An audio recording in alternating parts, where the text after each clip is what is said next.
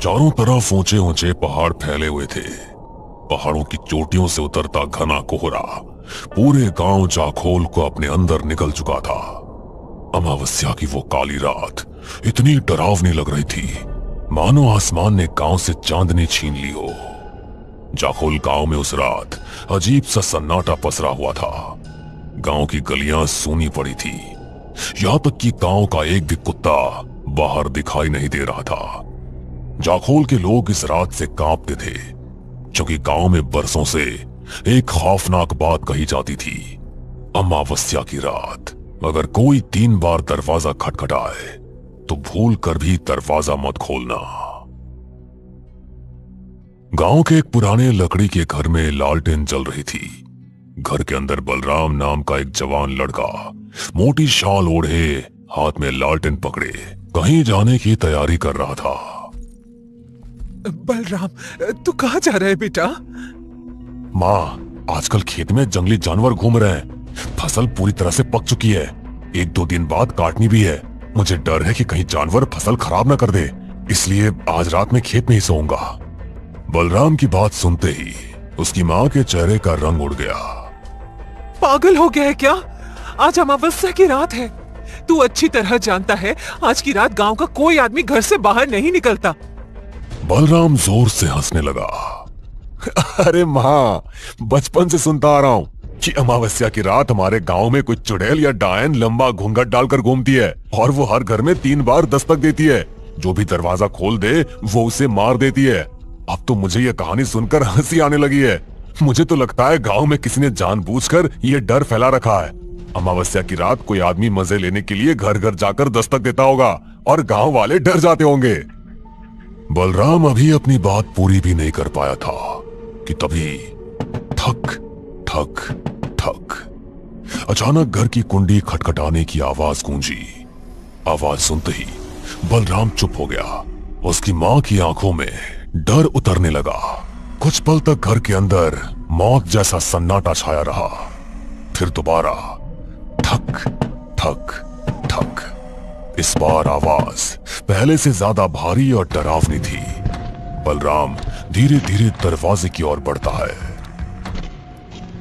बलराम, दरवाजा खोलने की गलती मत करना। तभी तीसरी बार कुंडी खटखटाई गई। बलराम ने झटके से अपनी मां का हाथ छुड़ाया और तेजी से दरवाजा खोल दिया।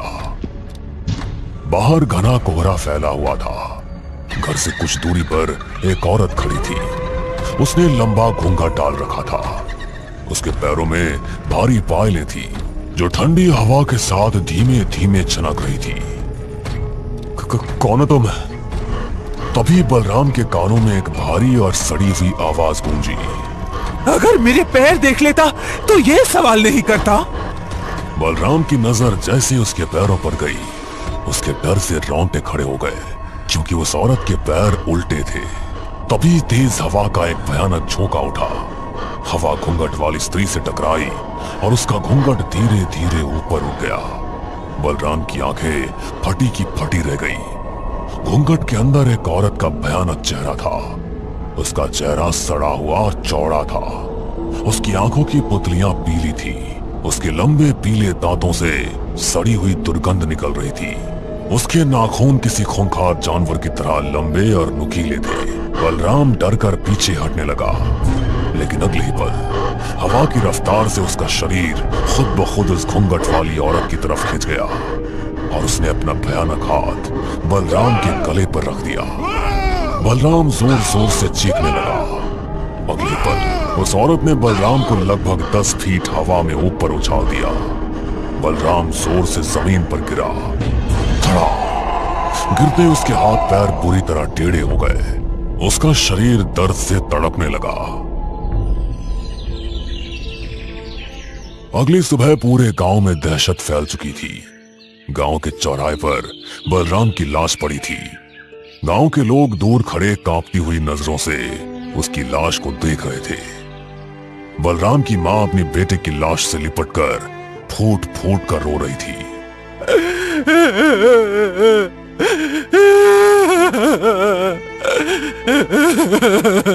मेरा बेटा, मेरा बलराम। गांव के लोग डर से चुप खड़े थे। कोई भी उसकी आंखों में देखने की हिम्मत नहीं कर पा रहा था। तभी गांव का बुजुर्ग मुखिया धीरे धीरे आगे बढ़ा। उसके चेहरे पर दुख से ज्यादा डर दिखाई दे रहा था। तुमने अपने बेटे को समझाया क्यों नहीं? उससे दरवाजा नहीं खोलना चाहिए था। बहुत समझाया था मुखिया जी, लेकिन आजकल की पीढ़ी तो आप जानते ही हैं, बुजुर्गों की बातों को मजाक समझती है। मुखिया ने धीरे धीरे बलराम की लाश की ओर देखा। इसे भी नहीं पता होगा कि अपनी भूल की इतनी बड़ी कीमत चुकानी पड़ेगी। तभी अचानक दूर से मोटरसाइकिल की आवाज सुनाई दी। धड़। गांव के बाहर एक मोटरसाइकिल आकर रुकी। बाइक पर दो लड़के बैठे हुए थे। उनमें से एक लड़का नीचे उतरा और चारों तरफ पसरे मातम को देखकर हैरानी से बोला, यहां क्या हुआ है? गांव का मुखिया उसकी तरफ मुड़ा। कौन हो तुम? जी, मेरा नाम अमित है। मैं और मेरा दोस्त हॉन्टेड प्लेसेस और रहस्यमय जगहों पर वीडियो बनाते हैं। इंटरनेट पर आपके गांव जाखोल के बारे में काफी अजीब बातें सुनने को मिली, इसलिए सबसे पहले हम दोनों यहां जांच करने आए हैं। अगर मामला इंटरेस्टिंग लगा तो बाद में अपनी पूरी टीम लेकर आएंगे। मुखिया की आंखें अचानक गंभीर हो गई। तो फिर इस लाश को देख लो, सब पता चल जाएगा कि जाखोल गांव की डरावनी कथाएं सच है या झूठ। अमित धीरे धीरे बलराम की लाश के पास पहुंचा। जैसे उसकी नजर बलराम के टेढ़े पड़े हाथ पैरों और डर से जमी आंखों पर पड़ी, उसका शरीर कांप उठा। इसे किसने मारा? मुखिया ने डरावनी आवाज में जवाब दिया, उसी ने जो हर अमावस्या की रात हमारे गांव के हर घर के दरवाजे पर 3 बार दस्तक देती है और गलती से अगर कोई दरवाजा खोल दे उसे मार डालती है। अमित की आंखों में डर उतरने लगा। कौन है वो? चुड़ैल है, डायन है या पिशाचिनी, कोई नहीं जानता। बस इतना जानते हैं, उसके पैर उल्टे हैं, उसके नाखून जानवरों जैसे हैं और उसका चेहरा इतना भयानक है कि शब्दों में बताया नहीं जा सकता। अमित के चेहरे का रंग उठ चुका था। लेकिन आपने कभी ये जानने की कोशिश नहीं की कि आपके गांव में ऐसा क्यों होता है? मुखिया कुछ पल चुप रहा। ठंडी हवा बहने लगी। इसके पीछे 50 साल पुरानी घटना जुड़ी हुई है, लेकिन अभी तुम्हें बताने का सही समय नहीं है। हमारे गांव में गम का माहौल है, यहां से चले जाओ। अमित ने डरे हुए चेहरे से अपने दोस्त की तरफ देखा और अगले ही पल दोनों जल्दी से मोटरसाइकिल पर बैठे और वहां से निकल गए। कुछ देर बाद पूरे गांव के बीच बलराम का अंतिम संस्कार कर दिया गया।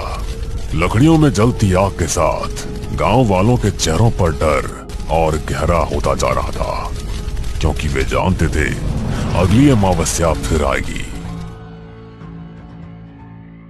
दूसरी तरफ दिल्ली शहर की चमचमाती रोशनी के बीच पूजा नाम की एक लड़की अपने फ्लैट में बैठी मोबाइल पर वीडियो देखने में व्यस्त थी। मोबाइल की स्क्रीन पर वही यूट्यूबर अमित जाखोल गांव की कहानी बता रहा था। तभी दरवाजा खुला और अंदर आया अतुल। अतुल पूजा का क्लासमेट था, हंसमुख, बेफिक्र और हर चीज का मजाक उड़ाने वाला। अतुल मुस्कुराते हुए पूजा के सामने बैठ गया। अरे आखिर ऐसा क्या देख रही हो मोबाइल पर कि तुम्हें पता ही नहीं चला कि मैं यहाँ आ चुका हूँ? पूजा ने मोबाइल बंद कर दिया। रियली आजकल लोगों को हो क्या क्या है, इतनी बकवास वीडियो बनाते हैं और ऊपर से उन पर इतने व्यूज भी आ जाते हैं। अतुल हंस पड़ा। अरे ऐसा क्या देख लिया तुमने? एक यूट्यूबर की वीडियो देख रही थी, जाखोल गांव के बारे में बता रहा था।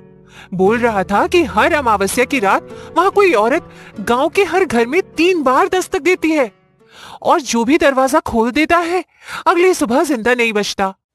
ये सुनते ही अतुल जोर जोर से हंसने लगा। क्या बकवास है ये? ऐसा लग रहा है जैसे तुम किसी डरावनी फिल्म की कहानी सुना रही हो। तभी वहां आर्यन आ गया। आर्यन एक बेहद शांत, समझदार और गंभीर लड़का था। आर्यन और पूजा एक दूसरे से प्यार करते थे। आर्यन मुस्कुराते हुए दोनों के पास बैठ गया।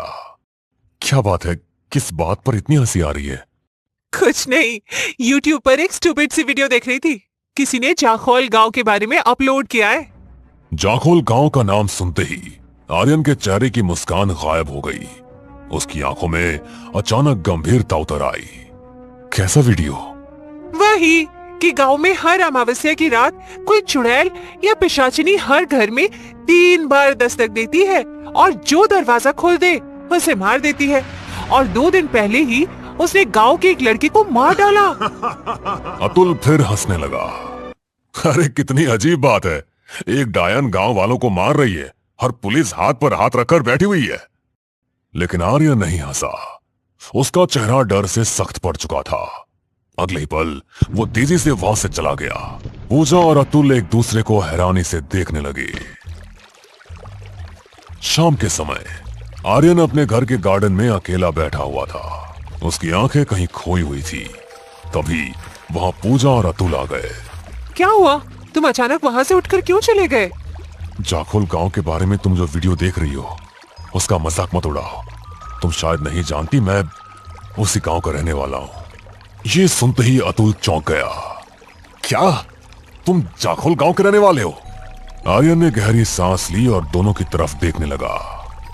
सुनो, उस यूट्यूबर ने जो बताया है, बरसों से हमारा गांव उसी खौफ में जी रहा है। गांव वालों की मान्यता है कि अमावस की रात कोई 3 बार दस्तक देती है और जो भी दरवाजा खोलता है वो मर जाता है। बचपन से इसी डर की वजह से माँ और पिताजी ने मुझे मामा जी के घर भेज दिया और फिर कभी गांव नहीं बुलाया। मुझे आज भी गांव वालों की वो डरे हुए चेहरे याद आते हैं और माँ पिताजी की आंखों में आंसू। आज भी जब मैं घर आने की बात करता हूँ, माँ मना कर देती है। आर्यन, चलो मान लिया कि बचपन में तुम गांव में रहते थे, इसलिए तुम्हारी सोच वैसी हो सकती है। लेकिन अब तुम शहर में बड़े हुए हो, क्या तुम अभी भी इन बकवास बातों पर यकीन करते हो? पूजा सही कह रही है यार, ऐसा नहीं हो सकता। ये सब सिर्फ फिक्शन मूवीज में होता है, वो भी हॉरर फिल्मों में। आर्यन दोनों को देखने लगा। सच कहूं तो मुझे भी समझ नहीं आता कि क्या सच है और क्या झूठ। कभी कभी मुझे भी ये सब बकवास लगता है, लेकिन फिर सोचता हूं अगर ऐसा नहीं है तो माँ पिताजी मुझे गांव आने से क्यों रोकते हैं? उन्होंने मुझे मामा जी के घर क्यों भेज दिया? पूजा गहरी सोच में डूब गई। तुम्हारे सवाल का जवाब तुम्हें अपने गांव जाकर ही मिलेगा। आर्यन चौंक गया। क्या मतलब? अतुल हंस पड़ा। अरे सीधी सी बात है, हम तीनों तेरे गांव चलेंगे। लेकिन मैंने अभी बताया ना, माँ हमेशा मुझे गांव आने से मना करती है। पूजा मुस्कुराई। हाँ, तुम हमेशा उनकी बात मान लेते हो। देखो आर्यन, अगर तुम्हारा मुझसे शादी करने का मूड नहीं है तो साफ साफ बता दो। आर्यन चौंक गया। इसमें हमारी शादी की बात कहां से आ गई? बिल्कुल आ गई। तुम कहाँ के रहने वाले हो मुझे पता होना चाहिए। तुम्हारा गांव कैसा है ये भी मुझे पता होना चाहिए। और क्या तुम अपने माँ पिताजी से मुझे मिलवाओगे या शादी में उन्हें बुलाने का कोई प्लान ही नहीं है? अतुल हंस पड़ा। अरे छुट्टियां होने वाली है और मैंने सुना है जाखोल एक पहाड़ी इलाका है। वहाँ बड़े बड़े पहाड़ और हरियाली है, किसी हिल स्टेशन से कम नहीं होगा। आर्यन उन्हें मना करना चाहता था, लेकिन आखिरकार उसे दोनों की बात माननी ही पड़ी। अगले दिन तीनों ट्रेन में बैठकर जाखोल गांव के लिए निकल पड़े। शाम होते होते ट्रेन पहाड़ी इलाकों में पहुंच चुकी थी। ट्रेन घने कोहरे को चीरती हुई धीरे धीरे आगे बढ़ रही थी। खिड़की के बाहर दूर दूर तक फैले देवदार के पेड़ दिखाई दे रहे थे। पहाड़ों से उतरती ठंडी हवा माहौल को और रहस्यमय बना रही थी। हल्का हल्का कोहरा पटरियों के ऊपर तैर रहा था। यार ये जगह तो बहुत खूबसूरत है, यहाँ तो रहने में मजा ही आ जाएगा। अब देखना होगा आर्यन का गांव और उसका घर कैसा होगा। आर्यन हल्का सा मुस्कुराया। स्टेशन से घर ज्यादा दूर नहीं है, हम लोग पैदल ही चलेंगे। तीनों धीरे धीरे गांव की तरफ बढ़ने लगे। रास्ते के दोनों तरफ घने देवदार के पेड़ खड़े थे। पहाड़ों के बीच से गुजरती पतली सड़क पर हल्का हल्का कोहरा फैला हुआ था। दूर पहाड़ों से आती ठंडी हवा शरीर में सिरहन पैदा कर रही थी। पूजा और अतुल आसपास की खूबसूरती को देखकर खुश हो रहे थे। कुछ देर बाद तीनों आर्यन के घर पहुंच गए। आर्यन ने धीरे से दरवाजे की कुंडी खटखटाई। दरवाजा खुला। सामने आर्यन की मां खड़ी थी, लेकिन बेटे को देखकर उनकी आंखों में खुशी नहीं, एक अजीब सी दहशत थी। आर्यन! तभी चारपाई पर बैठे उसके पिता की नजर भी आर्यन पर पड़ी। तुम्हें यहां नहीं आना चाहिए था। ये सुनते ही आर्यन उदास हो गया। मुझे लगा था बरसों बाद घर लौटूंगा तो आप दोनों मुझे देखकर खुश होंगे, लेकिन यहां तो आप दोनों के चेहरे उतर गए। माँ, ये पूजा है और ये मेरा दोस्त अतुल। पूजा ने महसूस किया कि आर्यन के माँ पिताजी बहुत ही डरे हुए थे, लेकिन उसने उस समय कुछ भी नहीं कहा। तुम लोग सफर से थक गए होंगे, हाथ मुंह धो लो, मैं खाना लगाती हूँ। कुछ देर बाद सब लोग साथ बैठकर खाना खाने लगे। पहाड़ी खाने की खुशबू पूरे घर में फैली हुई थी। पहाड़ी गांव के खाने की बहुत तारीफ सुनी थी, लेकिन आज पता चला खाना सच में बहुत स्वादिष्ट होता है। तभी आर्यन हल्के से पूजा की तरफ देखकर मुस्कुराया। पूजा, आहिस्ता बोलो, मत भूलो कि तुम इस घर की होने वाली बहू हो। कहीं ऐसा ना हो कि मां शादी से इनकार कर दे। पूजा हल्का सा मुस्कुरा दी। रात गहराने लगी थी। बाहर पहाड़ों पर फिर कोहरा उतरने लगा था। तभी आर्यन अपनी मां के पास आया। मां, मैं दोस्तों को थोड़ा गांव घुमा कर लाता हूं। ये सुनते ही उसकी मां डर गई। पागल हो गए हो क्या? कहीं जाने की जरूरत नहीं है। सुबह का इंतजार करो, रात में बाहर मत निकलो, और कल रात बाहर निकलने की सोचो भी मत। पर क्यों? क्योंकि कल अमावस्या की रात है। माहौल अचानक भारी हो गया। आर्यन चुपचाप वापस कमरे में चला गया। अरे यार, सोचा था गांव की ठंडी रात और हवा एंजॉय करेंगे, लेकिन यहाँ तो सब डरे हुए हैं। अगली सुबह आर्यन अपने दोस्तों को गांव घुमाने ले गया। पहाड़ों के बीच बसा जाखोल दिन में बेहद खूबसूरत दिखाई देता था। घने देवदार के पेड़, हल्का हल्का कोहरा और पहाड़ों से उतरती ठंडी हवाएं पूरे माहौल को जादुई बना रही थी। लेकिन इस खूबसूरती के पीछे एक अजीब सा डर छुपा हुआ था। गांव वाले तीनों को अजीब नजरों से देख रहे थे। उनकी आंखों में साफ डर दिखाई दे रहा था। शाम होते ही आर्यन की मां जल्दी जल्दी घर की कुंडी बंद करने लगी। मां, आपने दरवाजा इतनी जल्दी क्यों बंद कर दिया? चुपचाप रहो, कोई सवाल मत करो। बलराम ने भी अपनी मां की बात नहीं मानी थी और मारा गया। मेरी बात ध्यान से सुनो, कल सुबह अपने दोस्तों को लेकर शहर वापस चले जाना और फिर कभी यहां मत आना। इतना कहकर वो वहां से चली गई। अतुल आर्यन की तरफ देखने लगा, लेकिन उसने कुछ भी नहीं कहा। रात गहरा चुकी थी। बाहर कोहरा और सन्नाटा पहले से ज्यादा डरावना हो चुका था। घर के अंदर तीनों बैठे बातें कर रहे थे। तभी ठक ठक ठक, अचानक दरवाजे पर दस्तक हुई।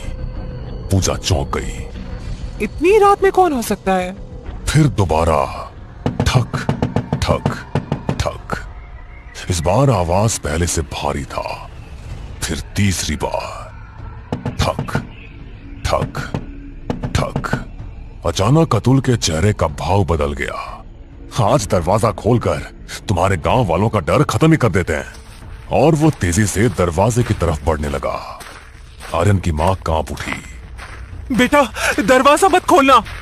लेकिन अगले ही पल खर, अतुल दरवाजा खोल चुका था। जैसे ही दरवाजा खुला, हवा का भयानक झोंका अंदर घुसा और अतुल का शरीर हवा की रफ्तार से लगभग 4 फुट आगे खींच गया। उसके सामने एक लंबा भूखा डाले और उसके पैरों में भारी पायली थी और उसके उल्टे पैर धीरे धीरे मिट्टी पर खिसट रहे थे। पूजा की चीख निकल गई। तभी घूंघट वाली स्त्री की गर्दन धीरे धीरे ऊपर उठी और उसकी घूंघट के अंदर से 2 पीली आंखें चमकने लगी। अगले ही पल अतुल का शरीर हवा में ऊपर उठने लगा। अतुल! आर्यन उसे पकड़ने दौड़ा, लेकिन तभी अचानक घर की लालटेन बुझ गई। पूरा घर अंधेरे में डूब गया और उसी अंधेरे में अतुल की दर्दनाक चीख गूंजी। बचाओ! क्या अतुल जिंदा बच पाएगा? आखिर कौन थी वो घूंघट वाली स्त्री? क्यों वो हर अमावस्या की रात 3 बार दस्तक देती थी? और जाखोल गांव के 50 साल पुराने रहस्य का उससे क्या संबंध था? इन सभी सवालों के जवाब जानने के लिए हमारे साथ जुड़े रहिए इस कहानी के अगले भाग में भी।